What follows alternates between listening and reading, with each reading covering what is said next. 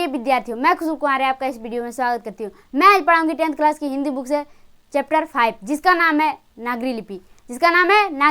तो हम लोग पहले चैप्टर में आगे जाने से पहले जानते हैं उसके राइटर के बारे में, यानी लेखक के बारे में। तो चलिए इस वीडियो को आगे बढ़ाते हैं और जानते हैं नागरी लिपि के लेखक के बारे में। तो हम लोग पढ़ रहे हैं चैप्टर 5। कौन सा चैप्टर पढ़ रहे हैं? 5, जिसका नाम है नागरी लिपि। नागरी लिपि क्या है? नागरी लिपि कहानी है, निबंध है, भाषण है, या क्या है? नागरी लिपि निबंध है। क्या है? निबंध। और निबंध कहते किसे हैं? निबंध उसे कहते हैं जो कि किसी टॉपिक को विस्तार से समझाया हो, उसी को कहते हैं निबंध। तो चलिए और आगे जानते हैं। तो सबसे पहले जानते हैं लेखक के बारे में।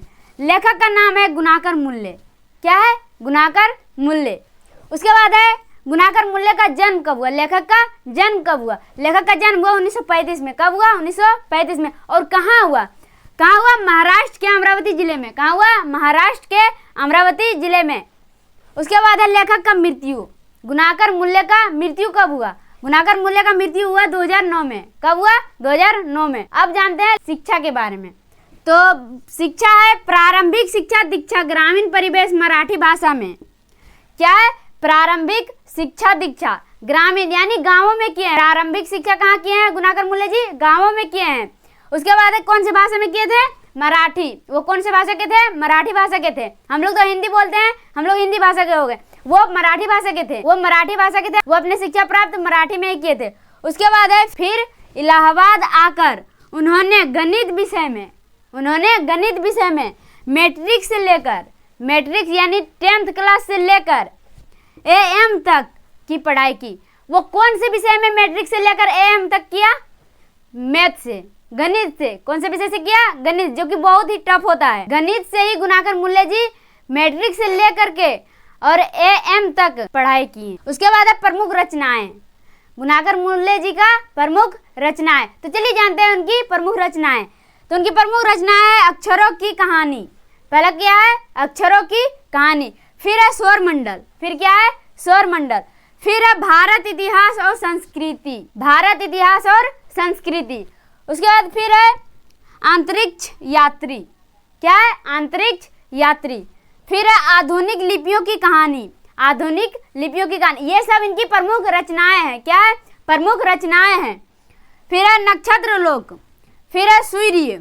फिर है प्राचीन भारत के महान वैज्ञानिक, आधुनिक भारत के महान वैज्ञानिक। फिर है भारतीय लिपियों की कहानी। अब आपसे क्वेश्चन पूछा जाएगा कि नागरी लिपि कहाँ से लिया गया है?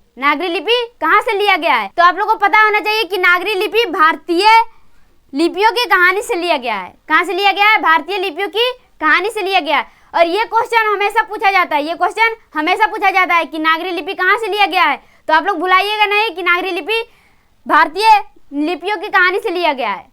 कहाँ से लिया गया है? भारतीय लिपियों की कहानी से लिया गया है। आप लोग को ये सब रटना है तभी याद होगा, ऐसे नहीं याद होगा। इसमें समझाने और समझने वाली बात ही नहीं है जो कि आप लोग को समझा दें और समझ जाइएगा। इसमें समझाने वाला बात रहता तो हम समझा देते, लेकिन ये समझने वाली और समझाने वाली बात नहीं, ये रटने वाली बात है। सफलता कभी अमीरी गरीबी देखी नहीं जाती है। वो देखती है तो सिर्फ मेहनत देखती है। क्या देखती है? मेहनत देखती है। इसलिए आप लोग मेहनत कीजिएगा तभी आप लोग सफल होइएगा, आप लोग को सफलता मिलेगा। मेहनत नहीं कीजिएगा सफलता नहीं मिलेगा। आप लोग सोचिएगा कि मेहनत नहीं करेंगे और फर्स्ट डिवीजन से पास हो जाएंगे, तो ऐसा नहीं होगा। आप लोग जितना मेहनत कीजिएगा उतना ज़्यादा नंबर आएगा। तो मुझे पूरा उम्मीद है कि आप लोग को ये क्लास समझ में आ गया होगा। तो मिलते हैं अगले क्लास में। धन्यवाद।